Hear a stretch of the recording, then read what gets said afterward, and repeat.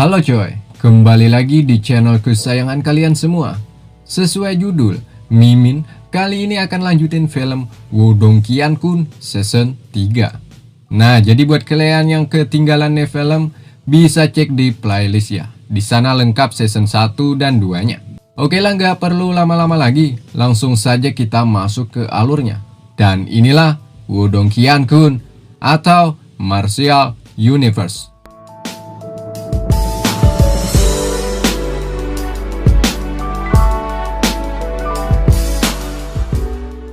Beberapa tahun kemudian, setelah Lindung sempat berjanji akan membalaskan sebuah dendam, tepatnya di sebuah hutan, ada 3 ekor binatang iblis sedang lari terbirit-birit.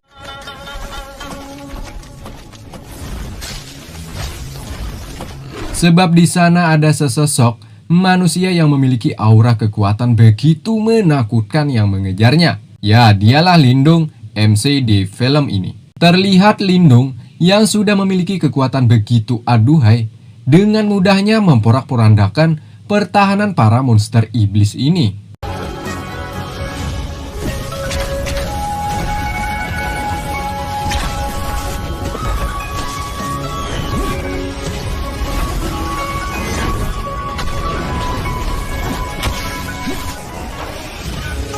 Saat itu, Lindung sudah berhasil menjatuhkan 2 ekor monster tersebut. Sementara sisa 1 yang melihat kehebatan Lindung, ia pun langsung ciut lalu mencoba untuk lari. Sial, di saat mau menyelamatkan diri, malah si harimau, sahabat Lindung alias Xiaoyan, datang sembari menerkam lalu menyantapnya dengan lahap.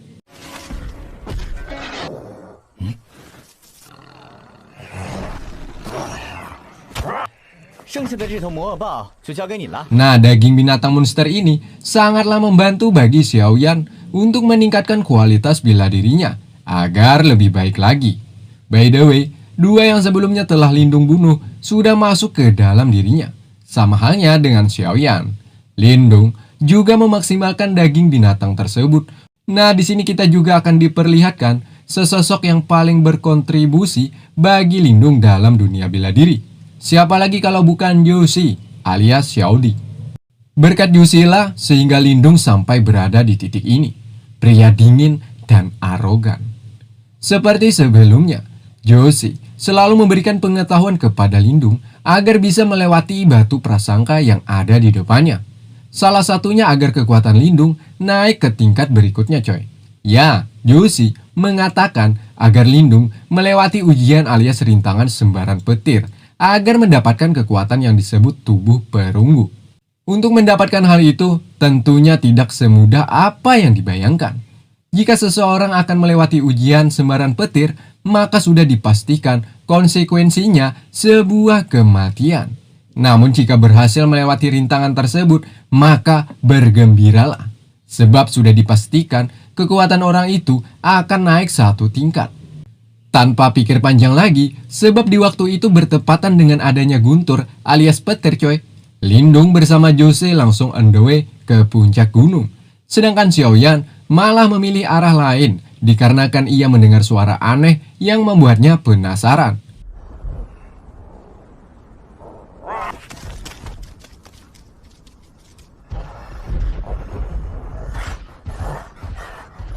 Ya, sebelum memulai, Yushi sekali lagi mengingatkan Lindung coy, jika ragu lebih baik kembali. Karena di dalam dirinya sudah tertanam keyakinan, Lindung langsung bersiap untuk memulai aksi yang siap membunuhnya kapan saja.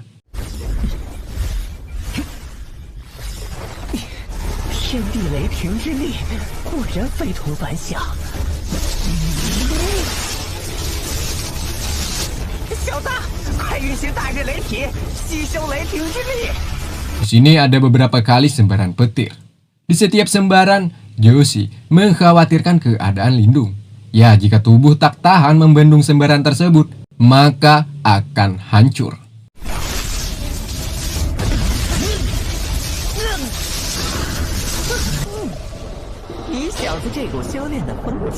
Akhirnya, setelah beberapa kali menahan sembaran tersebut, Lindung terbaring lemah. Yushi pun mencoba mencek keadaannya. apakah ia masih bernafas atau tidak.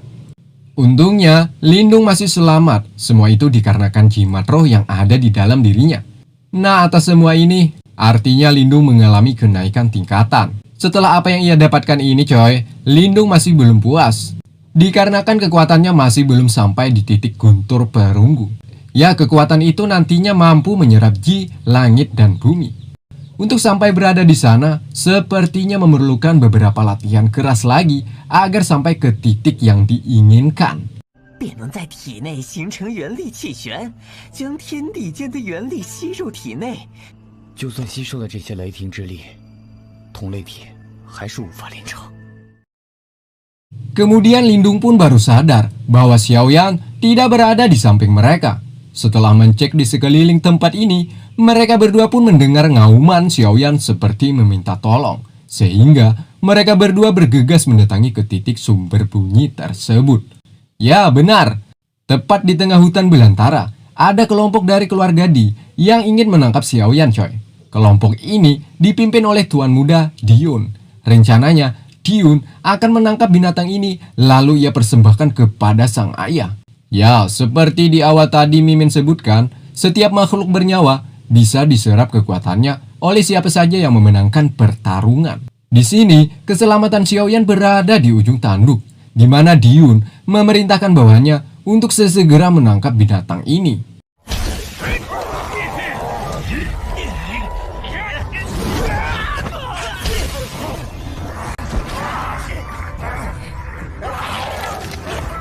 这几个家伙，快一点，免得耽误了我爹的正事。 Di sela-sela ketegangan, tepatnya saat Xiaoyan tak berkutik lagi, tiba-tiba datanglah Lindung dengan aura pembunuhnya.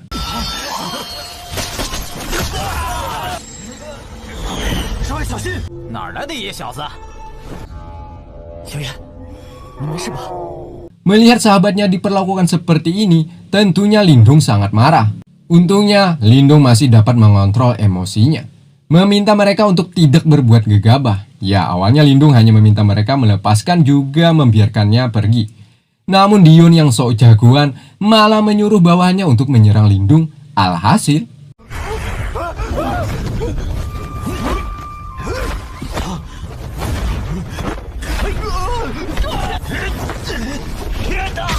melihat keciamikan pemuda ini, Paman Diun pun mencoba merayu Lindung agar binatang tersebut mereka beli saja.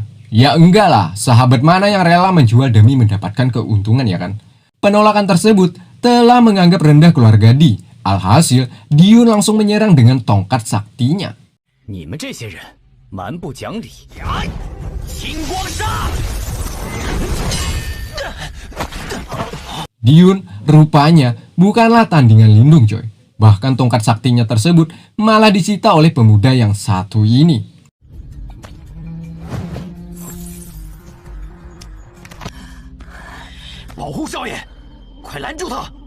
Dikala mau pergi meninggalkan tempat ini, tiba-tiba datanglah ayahanda Diun. Di sini sempat terjadi pertarungan di antara keduanya. Namun setelah mengetahui teknik bela diri Lindung yang begitu ciamik, ayahanda Diun pun menarik lagi angannya untuk membunuh Lindung. Sebab ayahanda mengetahui kekuatan pemuda tersebut hampir setara dengannya. Ya, tapi pada dasarnya kekuatan ayahanda masih lebih unggul coy. Alasan kenapa ayahanda tidak meladani Lindung karena ia tak ingin membuang-buang tenaga. Sebab di depan masih ada misi yang lebih penting dari ini. Saking tidak ingin membuang tenaga, ayahanda malah mengeluarkan 200 pil yuan untuk pemuda tersebut sebagai penebus pedang milik putranya. Rupanya Lindung masih mengintip perbincangan keluarga Di tersebut. Rencananya mereka akan memburu binatang iblis kristal. Konon katanya siapa saja mendapatkan kristal si binatang tersebut, maka akan memudahkan seseorang untuk naik secara cepat ke tingkat berikutnya. Namun, menurut Yoshi, binatang iblis kristal memiliki kekuatan yang sungguh luar biasa. Bahkan dengan kekuatan ayahanda Diun saat ini, tidak akan bisa membunuh binatang tersebut. Namun, ada tapinya. Hal itu membuat Lindung terobsesi untuk mendapatkan kristalnya, yakni dengan mengambil kesempatan di saat mereka keluarga Di sibuk bertarung. 没想到这里会出现雷元精兽，你小子若能得到他的雷元，必能炼成同雷体。我就觉得有点古怪，今晚就要动手了。原来如此，狄腾果然是只老狐狸，故意挑了这个时候。雷元金兽每次晋级都会有一段虚弱期。晋级，那不就是变得更厉害了？ Singkatnya mereka sudah berada di atas tebing gunung menyaksikan ayahanda dan putranya yang sudah bersiap-siap melaksanakan misi ini. Kebetulan sekali, binatang kristal malam ini sedang memurnikan kekuatannya. Nah, sehingga selepas pemurnian, kekuatan binatang tersebut akan menurun. Hal itu nantinya akan dijadikan kesempatan ayahanda dan putranya ini, coy.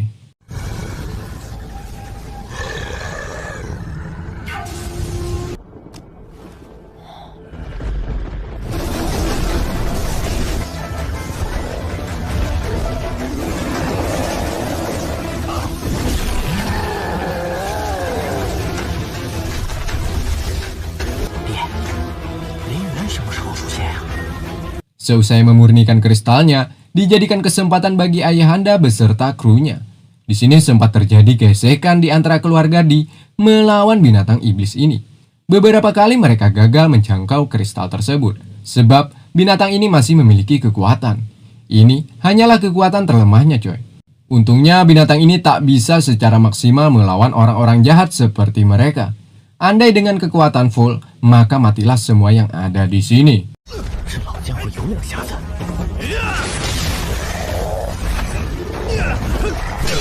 Nah, di saat itulah dijadikan kesempatan bagi Lindung merebut kristal tersebut.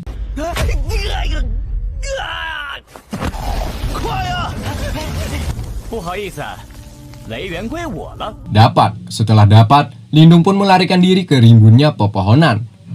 Di sini aksi saling kejar-kejaran terjadi.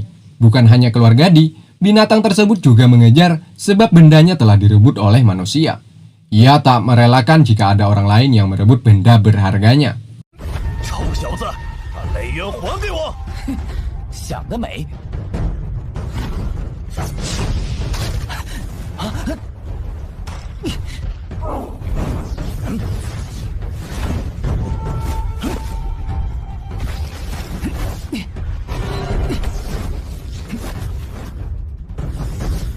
Lindung saat ini mendapatkan kesulitan saat ayahanda Diyun menyerangnya.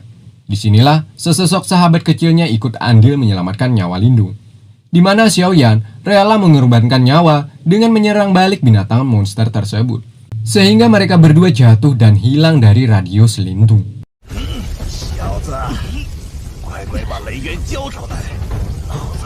Sedangkan Lindung masih sibuk melawan kekuatan ayahanda Diyun.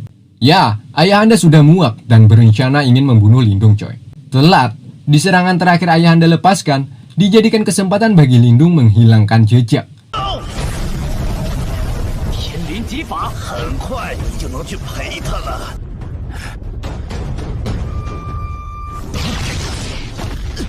Atas larinya Lindung tadi, ayahanda meminta semuanya berpencar untuk mengetahui kemana pemuda tersebut melarikan diri. Hingga siang hari, keluarga Di mengepung juga mencari ke pelosok-pelosok hutan belantara. Karena usahanya nihil, ayahanda pun kemudian memerintahkan putra juga bawahannya dengan tegas, agar sekali lagi mencari sampai dapat.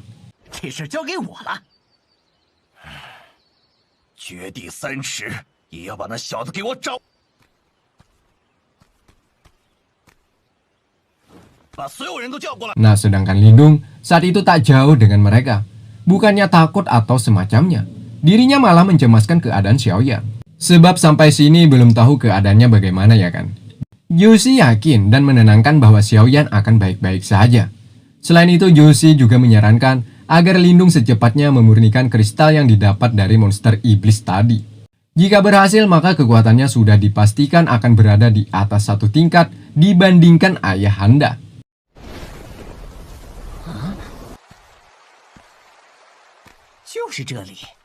Namun sebelum melakukan hal itu, mereka harus mencari Xiaoyan dulu. Tepatnya di air terjun kayangan. Di sini tiba-tiba mereka dikejutkan atas keadaan Xiaoyan yang lemah tak bertenaga, akibat melangsungkan pertarungan melawan monster iblis. Luar biasanya lagi, Xiaoyan dapat membunuh monster tersebut, coy. Mantap. Tak lama dari itu, Yuxi merasakan ada seseorang yang mengarah ke sini. Dikarenakan situasi tak mendukung untuk terus berlari, Lindung menggunakan tekniknya mencoba mendeteksi tempat untuk bersembunyi.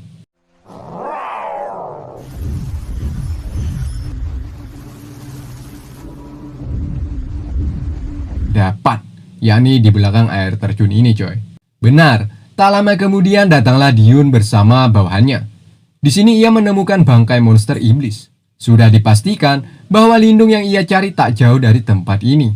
Diyun kemudian memerintahkan salah satu bawahannya untuk memanggil ayahnya agar datang ke sini. Sebab Diyun sudah menemukan jejak mereka. Sementara di balik air terjun, Lindung dan Yoshi dikejutkan atas efek akibat mengalahkan monster iblis tadi, di mana Xiaoyan mengalami evolusi yang luar biasa. Ya, menurut Yoshi, Xiaoyan kekuatannya akan naik ke ranah penciptaan bentuk. 小妍这次没有白白受苦，不过这点实力还入不了雕爷的法眼。等改造好了，这纯虎的实力肯定大增，至少……没错。 Sembari menunggu Xiaoyan berevolusi, Yoshi sesegera menyuruh Lindung untuk memurnikan kristal tadi sebelum keberadaan mereka dideteksi oleh keluarga Di. Lantas saja Lindung langsung bergegas melakukannya.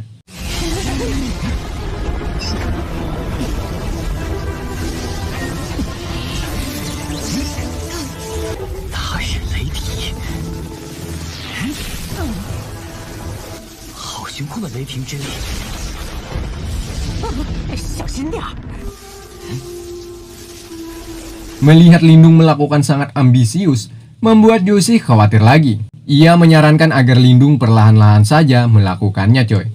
Tetap, Lindung ingin sesegera mengakhiri ini semua. Ya, pemurnian tersebut berlangsung hingga malam hari.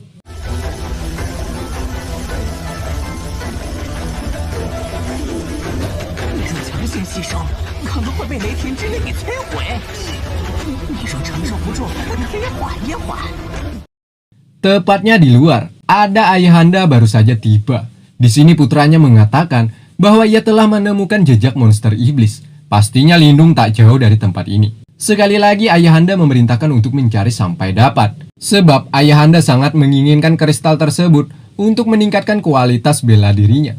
Nah, melihat situasi sangat ramai, Tuan Liu datang. Ya, Tuan Liu ternyata sudah mengetahui tujuan keluarga Di coy, yakni mencari kristal. By the way, Tuan Liu kekuatannya 11-12 dengan ayahanda Diyun. Sehingga ia dengan lantang mengajak keluarga Di untuk bekerja sama. Nanti hasilnya dibagi dua. Ya tentulah membuat ayahanda menolak. Ia yakin dengan kekuatannya saat ini akan dapat menang mudah melawan pemuda misterius yang bernama Lindung tersebut. Tepatnya di perbincangan mereka, hadirlah sesosok Lindung yang berbeda dari sebelumnya.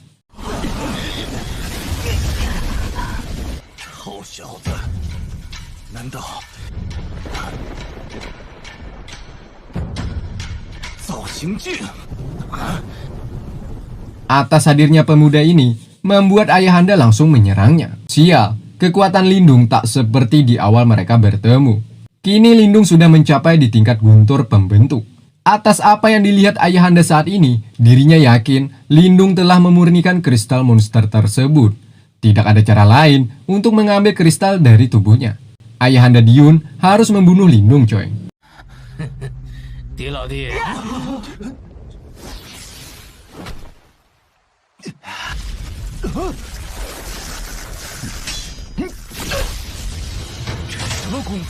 Di sini, ia akhirnya meminta Tuan Liu untuk bekerja sama, dengan catatan hasil akan dibagi dua. Kekuatan kedua orang ini rupanya masih belum cukup membendung si pemuda tersebut. Meski mereka menggabungkan kekuatan, tetap tak ada gunanya. Lindung masih bisa bersantai. Akhirnya mereka pun memutuskan mengeluarkan jurus pamungkas hanya untuk membunuh pemuda ini. Dan terjadilah.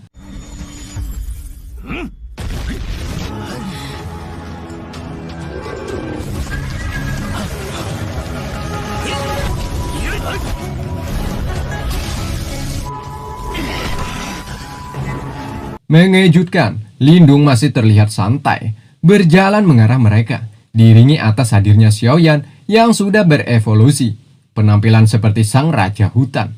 Hal itu sudah cukup membuat kedua pak tua ini langsung mengakui kekalahan. Sebagai wujud kekalahannya, kedua pak tua memberi Lindung 50.000 pil yuan. Ya, yang awalnya musuh, kini ayahanda langsung menganggap Lindung sebagai rekannya. Jika suatu saat nanti mendapatkan kesulitan, maka keluarga Di siap selalu membantu. Kata itu apakah benar atau sebuah alibi? Entahlah. Intinya sampai sini mereka sudah ketar-ketir, coy. Singkat cerita, mereka sudah berada di tempat tak bertuan. Di sini sedikit info bahwa Xiaoyan bisa berubah wujud. Jika keadaan syahdu, seperti ini dirinya menjadi harimau imut nan manja. Tapi jika terancam, dirinya berubah menjadi sang raja hutan. Tak lama dari itu mereka mendengar suara anak kecil meminta pertolongan. Benar, ada adik Yen Yen sedang diincar oleh binatang iblis. Di saat nyawanya sudah berada di ujung tanduk, datanglah Lindung menolongnya. Tepat setelah memberikan pertolongan, terlihat di balik kabut ada kelompok yang gelagatnya akan menyerang mereka berdua.